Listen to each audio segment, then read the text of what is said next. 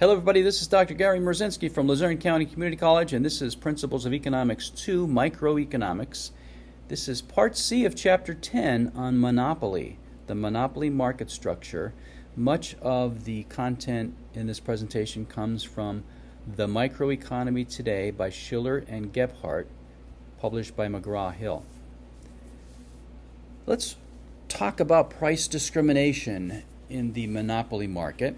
And if you remember from Chapter 5, price discrimination is when the seller is able to charge different prices to different customers. And you would want to charge a customer a higher price if you knew that customer had a higher willingness to pay. Do you remember this? Well, that's very difficult to do. It's very difficult to charge everybody their highest price that they're willing to pay. So what sellers try to do is divide buyers into groups. And if there is a group A that has a more inelastic demand for the good and they're willing to pay a higher price, you would want to try to charge them a higher price than group B, customers who have more elastic demand for the product. And an example of this that happens all the time is if you sell a product to business customers and to individual customers use the product for their personal use. People that use the product for their personal use are going to be much more price sensitive than business customers because business customers are not using their own money to make the purchase, right? Let's be frank about that. The airlines do this, and really the whole travel industry does this kind of price discrimination.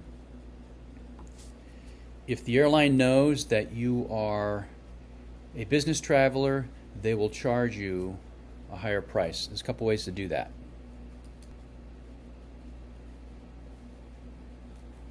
Here's an example I like to use that is an example of price discrimination. It's a little bit obsolete, but we can adapt it for the ebook market. But this is based on the market for physical books that people buy and read.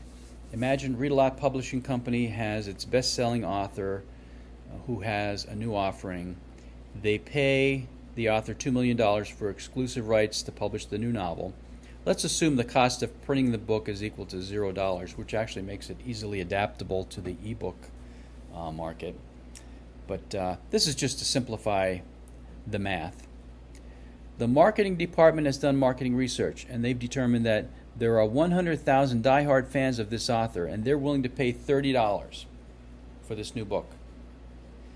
But there's another 400,000 less enthusiastic fans that are not willing to pay $30, but they're willing to pay $5. So what do? Do you charge $30 and sell to 100,000, or do you charge $5 and sell to 400,000? Well, if we set the price at $30, then you're only going to sell to the diehard fans. Then your total revenue is 30 times 100,000 or 3 million. You pay the author 2 million, so your total profit's 1 million. That would be plan A. Plan B would be to charge $5, right? If you charge $5, you're selling to 500,000, the diehard fans and the less enthusiastic fans. 5 times 500,000 is 2.5 million. You're paying the author 2 million, so your total profit's 0.5 million. So plan A would be better than plan B, but what about plan C? Charge $30 to the diehard fans and $5 to the other fans. You can do that by first having an initial hardcover release, charge $30, you're only going to sell 100,000, wait until all of the 100,000 have had an opportunity, maybe 6 months, to purchase the book, and then release it in paperback version for $5.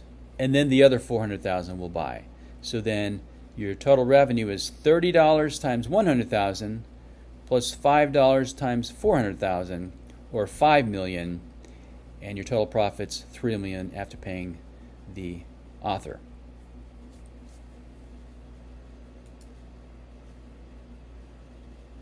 Perfect price discrimination is very difficult. It's what a car dealer tries to do. We talked about this in Chapter 5. They try to separate the customers into cubicles so you can't hear discussions with other customers and other sales agents, but the first thing they try to do is try to figure out your willingness to pay. So how much you want to spend? They're trying to figure out what you can afford per month, because then they'll build that into a car loan. Once they know your willingness to pay, then they have the advantage. So you should be careful how you answer that question, or just don't answer it at all. But for most other products, you can't engage in this. You would engage in personal selling to sell the product. You have to establish a price. But if you can sort buyers into categories based on some observable trait or some demographic trait, and their consumer behavior allows you to sort them into different categories, then you can charge them different prices, and I'll give you some examples. Movie tickets are less expensive during the day because the group of buyers that purchase during the day, a lot of senior citizens who are more price sensitive, who have a lower willingness to pay, lower price, lower maximum price. Students, again, more price sensitive, they're not working full time. People who can attend the movies during the day are usually not working full time. People who are available in the evenings and on weekends are people that work full time, have higher incomes, have a lower price sensitivity, and so you can charge them a higher price. Airline prices, again, if they know you're a business traveler, they'll charge you more. Not just the airlines, but hotels, rental cars, everybody does this. So one way they do it is, if you're buying a plane ticket, let's say you buy a plane ticket to fly 2 days from now. That's going to be a very expensive ticket because you are probably a business traveler. If you were buying this ticket for personal reasons because you're going on vacation, you would have bought that plane ticket weeks ago, maybe even months ago. You're much more price sensitive. It's a lower price the further away from departure date. And then the price rises over time the closer you get to the departure date, because there's a greater likelihood you're a business traveler. In a hotel or even airlines, if you're staying over on Saturday night or even Friday night, you're less likely to be a business traveler, more likely to be someone traveling for personal pleasure, for vacation, so the rates usually go down. How about couponing? Think about this in a grocery store.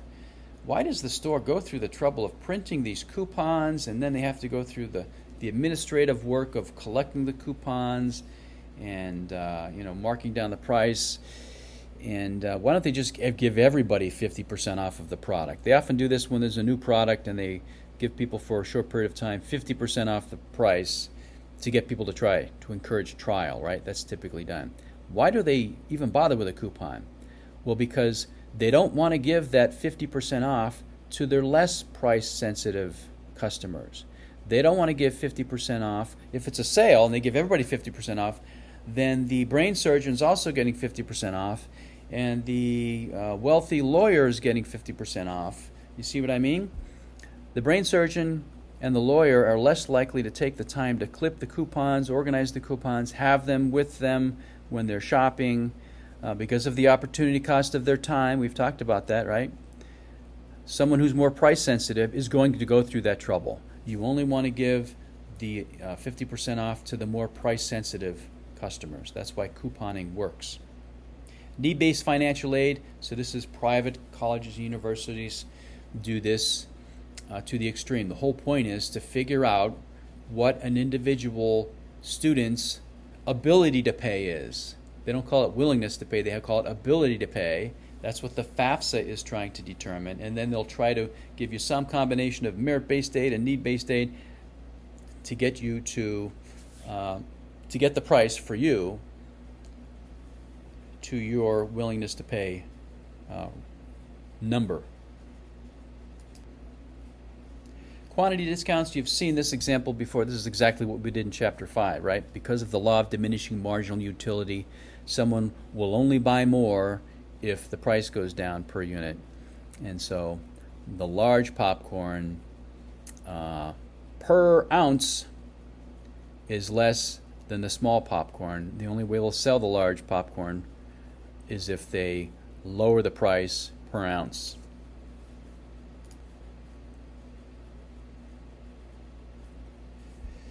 So what are the pros and cons of market power, of a monopoly market, in other words? Are there any pros? Well, if I was a monopolist, I might try to make the case this way. With a monopoly, my company has more resources than if there were smaller companies competing against each other. This gives me greater ability to pursue research and development. There's also tremendous incentive for invention and innovation because this would drive up my profit, right? Are you buying this? Large companies can produce more efficiently because if I increase output, that lowers my average total cost, right? Economies of scale. And by the way, I have to worry about potential competition, and so I'm going to not gouge the consumer, right?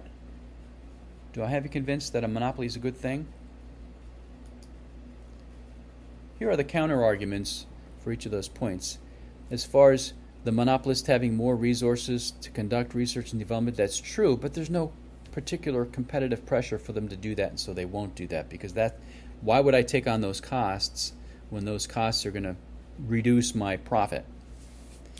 And this affects invention and innovation. Again, there's no competitive pressure for me to invent new products or design new innovative production processes, and so I won't do it. I'm not as likely to do it. Economies of scale is not an incentive for me to produce more because if I produce less, as we've already seen, that increases my profit. And so that's what I will do as a monopolist. Potential competition, will I behave as if there were competition because there's the potential for competition? I'm more likely to behave in such a way to extinguish my competition, suppress my competition. There are still monopolies in our economy, and these are natural monopolies. The examples we looked at were utilities. In these cases, there is a natural barrier to entry, which is economies of scale. The economies of scale are so pronounced and so significant that it is the most important thing about the market. And again, think about the residential water service market. So the domestic water, this is your water company that provides you with water to your home or to a neighborhood. It just makes sense for there to be just one water company selling to a neighborhood than for there to be two, and I'll show you why. This is the average total cost curve if the market is a natural monopoly. Now you have to imagine that there is a supply curve intersecting here somewhere, or going across upwards from left to right. It's not shown on this graph, but let me just explain why it makes sense for there to be one seller. And I'm just going to make up these quantities, but let's say on the y-axis, that's the average total cost. Let's say that's the cost per week for a customer. So a customer is a household. And in this neighborhood, there are 200 homes. If there's just one seller, then there's just one network of underground piping. And so the average total cost, if there's one seller selling to 200, would be $10 per week to pay for the infrastructure. What if there's two water companies? So there's duplication of this underground piping. And each water company is selling to 100 homes. Then the average total cost per week to each home is $15. So the price would have to be something more than $15 per week, right? So the average total cost has gone up because now there's two sellers and duplication. What if there were four sellers, four water companies selling water in a given neighborhood? And so there's four sets of underground piping. And each of them is selling to 50 homes. Then each of those 50 homes, the average total cost would be $20 per week. And so the price would have to be something more than $20 per week per home to be profitable. And so this is just showing you it's because of the shape of the average total cost curve. You haven't reached the bottom of the U is the issue, right? It's still declining at the point where the supply curve dictates When there's a natural monopoly and it just makes sense for there to be one seller, for the reasons explained on the previous slide, then the government allows it to happen. They allow for a for-profit private company to sell the product and have a monopoly. So your water company is a for-profit private company, but the government regulates them and makes sure that they're not able to behave like a monopoly. The government agency that does this is the Public Utility Commission.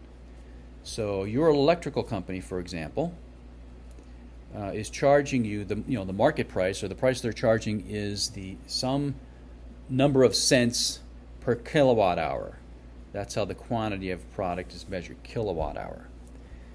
They can only raise that price if they petition the Public Utility Commission and demonstrate that they need to raise their price because their costs have increased. And they do this every so often, right? Every couple of years they're able to do this, maybe more often, depending on what's going on with the cost of energy.